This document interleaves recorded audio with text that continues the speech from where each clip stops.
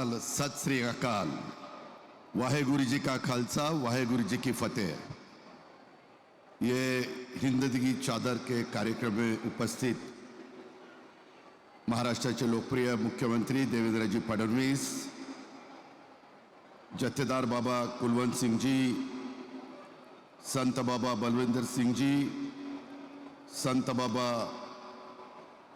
बलबीर सिंह जी, संत बाबा हरनाम सिंह जी, आंध्र प्रदेश के उपमुख्यमंत्री श्रीमान पवन कल्याण सिंह जी, मंत्रिमंडळातील आमचे सहकारी पंकजाताई मुंडे, गिरीशजी महाजन, अतुल सावे, बाबासाहेब पाटील, प्रदेशाध्यक्ष भाजपचे रवींद्र चव्हाण जी, खासदार अशोकराव चव्हाण, प्रतापराव चिखलीकर, अनेक खासदार आमदार उपस्थित आहेत, ते सर्व उपस्थित मान्यवर, तसंच विजय सतबीर सिंह जी, दिल्लीचे कॅबिनेट मिनिस्टर मनजिंदर सिंह जी सिरसा, सर्व बंजारा, शीख, शिकलकरी, मोहियाल, सिंधी, वाल्मिकी, लुबाना, उदासीन, वारकरी संप्रदाय या सर्व समाजाचे सन्माननीय अध्यक्ष, सन्माननीय सचिव, उपस्थित सर्व संत, महिला भगिनी, अधिकारी, पत्रकार मित्र,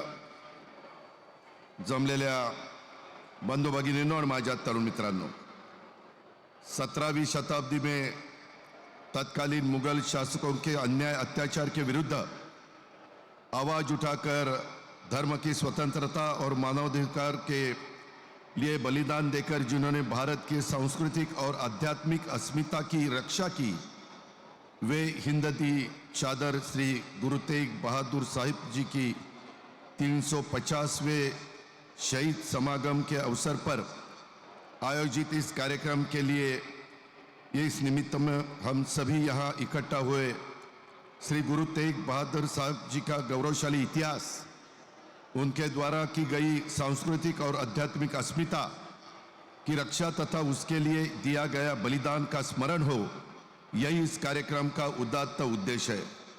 मैं सबसे पहले गुरु नानक देव जी के नमन करता हूँ और साथ साथ जिनके शहीद समागम को हम लोग आज इस संगत के रूप में नमन कर रहे हैं, ऐसे 90 गुरु तेग बहादुर साहब जी, इनको भी मैं नमन करता हूँ। श्री गुरु तेग बहादुर जी की सिख धर्म के 90 गुरु थे। उन्होंने प्रार्थना, परोपकार, सेवा, सादगी और दूसरों की सेवा को महत्व देने और निर्भीकता का प्रचार किया। उनके प्रवचन और भजन गुरु ग्रंथ साहिब में शामिल है। उनके बलिदान से पूरे भारत में तथा सिख धर्म में शौर्य, त्याग और परंपरा और अधिक मजबूत हुई है। यह एक महत्वपूर्ण बात है। यहाँ पर मुझे मालूम है करीबन जो लोग मौजूद है उसमें से 80% लोग मराठी भाषा जानते हैं, तो इसीलिए मैं अब थोड़ा मराठी भाषा में अपनी बात रखना चाहता हूँ। श्री गुरु तेग बहादुर साहिब जी यांचं बलिदान केवळ धर्मासाठी नव्हतं, तर ते सर्व मानवी सांस्कृतिक वारशाच्या रक्षणासाठी होतं। त्यांच्यासाठी धर्म हा सांस्कृतिक मूल्याचा आणि जीवनशैलीचा एक आदर्श होता।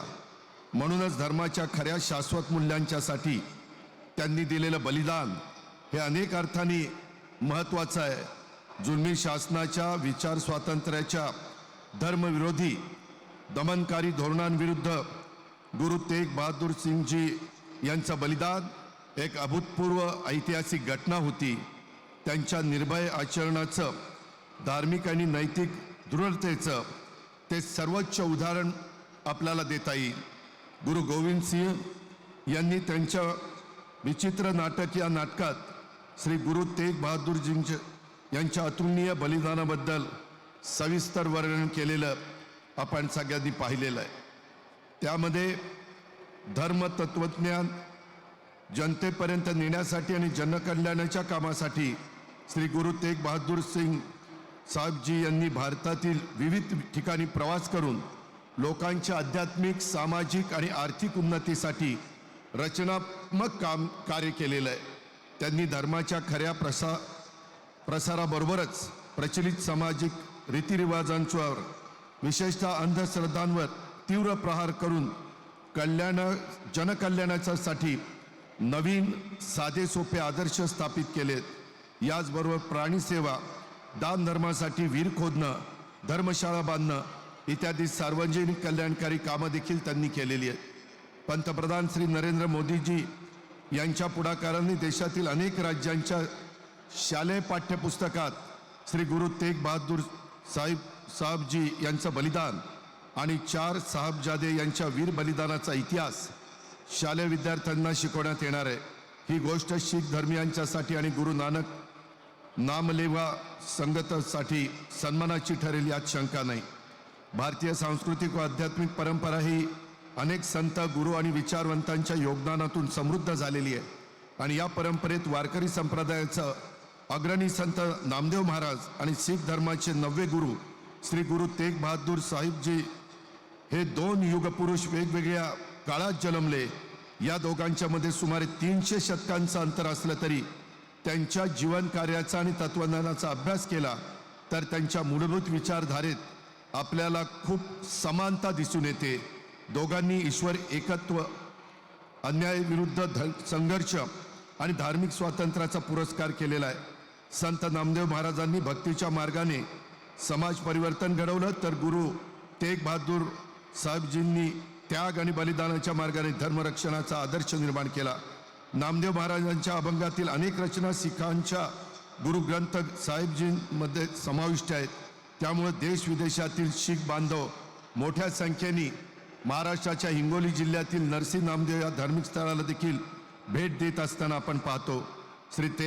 गुरु तेग बहादूर साहेबजी यांच्या हौतात्म्याबरोबरच श्री गुरु गोविंद सिंगजी महाराज यांना मिळालेला गुरुता गद्दी दिवसाचा देखील 350वं वर्ष साजरं होत आहे. त्यांनी जवळपास 33 वर्ष 10वे गुरु म्हणून कार्य केलं.